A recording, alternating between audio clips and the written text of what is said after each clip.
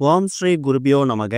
ஓம் ஸ்ரீ மகா பெரியவா சரணம். செப்டம்பர் 8ஆம் தேதியில இருந்து செப்டம்பர் 21ஆம் தேதி வரை இருக்கக்கூடிய இந்த 15 நாட்களும் மகாலயபட்ச காலம். தினமும் இப்ப நாம சொல்லக்கூடிய இந்த ஒரு தீபத்தை ஒரு முறை உங்க வீட்டுல பூஜையில ஏத்தி வச்சாலே போதும். கேட்ட வரம் அப்படியே கிடைக்கும். அது என்ன தீப வழிபாட்டு முறைன்னு பார்க்கறதுக்கு முன்னாடி நம்மளோட வீடியோஸை இப்போ நீங்க ஃபர்ஸ்ட் டைம் பார்க்குறீங்கன்னா மறக்காம சப்ஸ்கிரைப் பண்ணிக்கோங்க. தொடர்ந்து இது மாதிரி அப்டேட் தெரிஞ்சுக்கிறதுக்கு பக்கத்துல நோட்டிஃபிகேஷன் பெல்லை கிளிக் பண்ணி ஆல் அப்படிங்க செலக்ட் பண்ணிக்கோங்க. இப்போ என்ன மாதிரி தீபத்தை எப்போ ஏற்றணும் அப்படிங்கிற பற்றி தெளிவாக தெரிஞ்சுக்கலாம். ஒருத்தவங்க தங்க வாழ்க்கையில எந்த விதமான தடைகளும் இல்லாம முன்னேற வேணும் அப்படின்னா அவங்களுக்கு கண்டிப்பான முறையில குலதெய்வத்தோட அருளும் முன்னோரோட அருளும் கண்டிப்பா வேணும். அப்படி முன்னோரோட அருளை பெறுவதற்காக உகந்த நாளாக தான் அமாவாசை இருக்கு. ஒரு மாதமும் வரக்கூடிய அமாவாசையில முன்னோர்கள் நினைச்சு விரதம் இருந்து வழிபாடு செய்து தானங்கள் செய்யறது மூலயமா அவங்களோட அருளாசியை பெற முடியும். அப்படிப்பட்ட முன்னோர்கள் நம் வீடு தேடி வந்து நமக்கு அருளாசி புரியக்கூடிய நாட்கள் தான் மகாலயபட்ச நாட்கள்னு சொல்லப்படக்கூடியது. இந்த நாட்கள்ல நாம செய்ய வேண்டிய வழிபாடை பத்தி நம்ம கண்டிப்பா தெரிஞ்சுக்கணும். ஒரு மாதமும் வரக்கூடிய அமாவாசையில முன்னோர்களை வழிபடாதவங்க கூட தை, ஆடி, புரட்டாசி இது மாதிரி மாதங்கள்ல வரக்கூடிய அமாவாசைகள்ல கண்டிப்பான முறையில முன்னோர்களை வழிபாடு செய்வாங்க. அதுலயும் குறிப்பா புரட்டாசி மாதத்துல வரக்கூடிய அமாவாசைய மகாலய அமாவாசைன்னு சொல்லுவோம். இந்த அமாவாசைக்கு முன்னாடி இருக்கக்கூடிய இந்த 15 நாட்களும் மகாலயபட்ச காலம். இந்த 15 நாட்களும் நம்மளோட முன்னோர்கள் நம்ம வீடு தேடி வந்து நம்ம கூடவே இருப்பாங்க அப்படிங்கிறது ஒரு பெரிய நம்பிக்கை. அப்படிப்பட்ட நாட்கள்ல நாம செய்ய வேண்டிய வழிபாட்டு முறை ஒரு சில விஷயங்கள் இருக்குது. மகாலயபட்ச காலம் அப்படிங்கிறது இந்த வருஷம் செப்டம்பர் 8ஆம் தேதி திங்கட்கிழமையில ஆரம்பிச்சு செப்டம்பர் 21ஆம் தேதி ஞாயிற்றுக்கிழமை மகாலய அமாவாசை வரைக்கும் இருக்கு. இந்த 15 நாட்களும் நம்ம கண்டிப்பான முறையில முன்னோர்கள் நினைச்சு வழிபாடு செய்யணும். நம்மளோட முன்னோர்கள் எந்த திதியில இறந்தாங்க அப்படிங்கிறத பொறுத்து தான் நம்ம தர்ப்பணம் செய்யறத வழக்கமா வச்சிருப்போம். இந்த 15 நாட்கள்ல ஏதாவது ஒரு திதி தான் அவங்க இறந்து போன திதியா இருக்கும். அதனாலதான் இந்த 15 நாட்களும் நம்ம முன்னோர்களுக்கு வழிபாடு செய்யணும். முடிஞ்ச அளவுக்கு தினமும் உங்க வீட்டுல முன்னோர்களுக்கு பிடிச்ச விஷயங்களை சமைத்து படையலா போடுறது அவங்களோட பலனை நீங்க சீக்கிரமா பெற முடியுமா? ஒருத்தவங்க குடும்பத்துல முன்னோரோட ஆத்மா எந்த அளவுக்கு சந்தோஷமா இருக்கோ அதை பொறுத்து அந்த குடும்பத்தோட சந்தோஷமும் அதிகமாகும். அதனாலதான் ஒருத்தவங்க வாழ்க்கையில எந்த விதமான சாபங்கள் வேணா வாங்கிடலாம். பித்ரு சாபம், பித்ரு தோஷம் மட்டும் வாங்கவே கூடாதுன்னு சொல்றாங்க. நாம தெரிஞ்சோ தெரியாமலோ எவ்வளோ சாபங்கள் பாவங்கள் வாங்கியிருப்போம். நம்ம கண்ணு முன்னாடியே நம்ம தெரிஞ்சிருக்கோம். ஒருவேளை இந்த சாபம் தான் நமக்கு வந்திருக்குமோங்கிற மாதிரி நமக்கு தோணிருக்கலாம். அது எல்லாமே நம்ம கண்ணு முன்னாடி நடக்கிறது. அதுக்கு நமக்கு வந்து விமோசனம் கிடைச்சிடும்.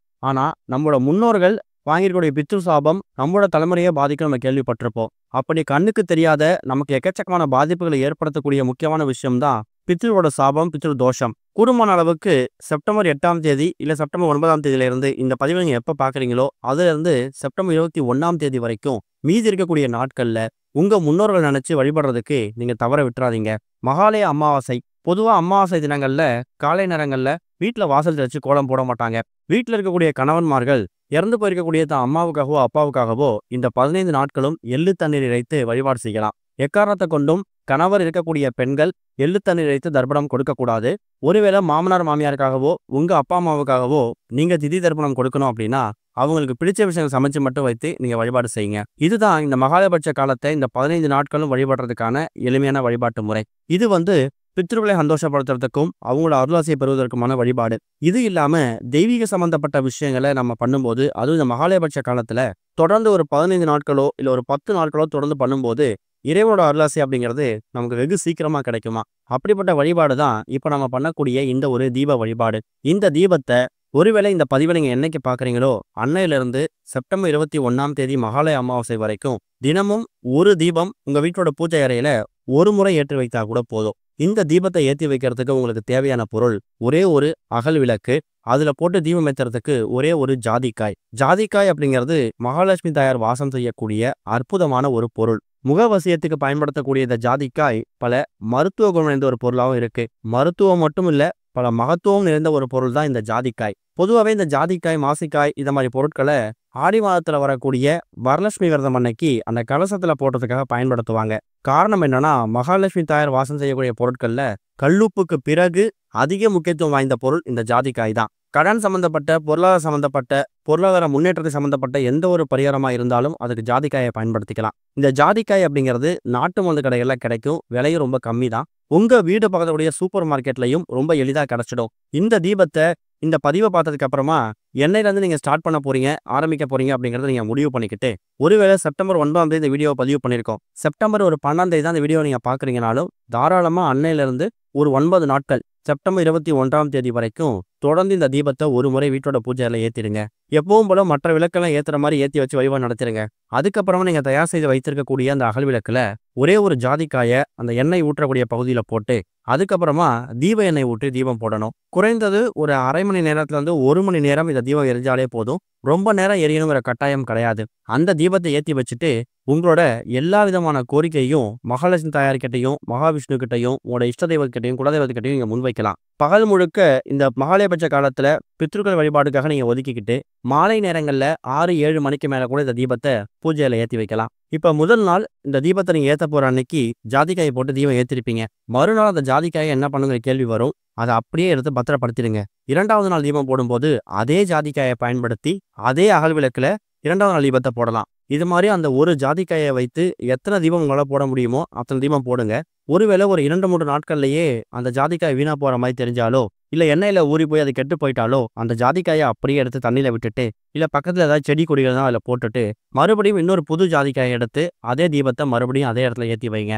இந்த ஜாதிக்காயோட வாசம் அந்த தீப எண்ணெயோட சேர்ந்து எரியும் போது அந்த ஜோதியிலிருந்து உருவாகக்கூடிய அந்த வாசம் உங்க வீடு முழுக்க பரவும். அது மூலயமா மகாலட்சுமி தாயோட அனுகிரகம் உங்க வீட்டுக்குள்ள பரிபூர்ணமா கிடைக்கும். இந்த தீபம் எரியக்கூடிய அந்த நேரத்துல மகாலட்சுமியோட மந்திரங்களையும் பாடல்களையும் உங்க வீட்டுல நீங்க ஒலிக்க விட்டு கேட்கறது இல்ல நீங்க பாடலா புத்தகங்களை பார்த்து படிக்கிறது இது எல்லாமே ரொம்ப விசேஷம். பதிவை பார்த்ததுல இருந்து மகாலய அமாவாசை வரைக்கும், அதாவது இந்த மகாலயபட்ச காலம் முடிகிற வரைக்கும் இந்த தீபத்தை ஏத்துறீங்கன்னா நீங்க தினமும் ஜாதிக்காயை மாத்திக்கிட்டாலும் சரி இல்ல 2-3 நாட்களுக்கு ஒரு முறை பழைய ஜாதிக்காயை விட்டுட்டு புது ஜாதிக்காயை வைத்து தீபம் விட்டாலும் சரி, அது உங்க விருப்பம் தான். ஆனா கண்டிப்பா நீங்க தீபம் ஏற்றும் போது ஜாதிக்காயை போட்டு அந்த தீபத்துல போட்டு நீங்க தீபம் ஏத்தணும். தொடர்ச்சியா ஏத்த முடியல அப்படின்னாலும் கூட ஒரு நாள் விட்டு ஒரு நாள் கூட அந்த தீபத்தை ஏத்தலாம். குறைந்தது 3 தீபத்துல இருந்து அதிகபட்சம் 9 தீபம் வரைக்கும் ஏத்துறதுக்கு முயற்சி பண்ணுங்க.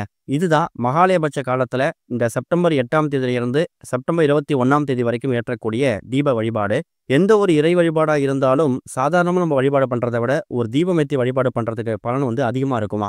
என்றைக்காவது ஒரு 3 நாட்களாவது இந்த மகாலயபட்ச காலத்துல இந்த 15 நாட்கள்ல ஏதாவது 3 நாள் இந்த தீபத்தை ஏத்தி பாருங்க.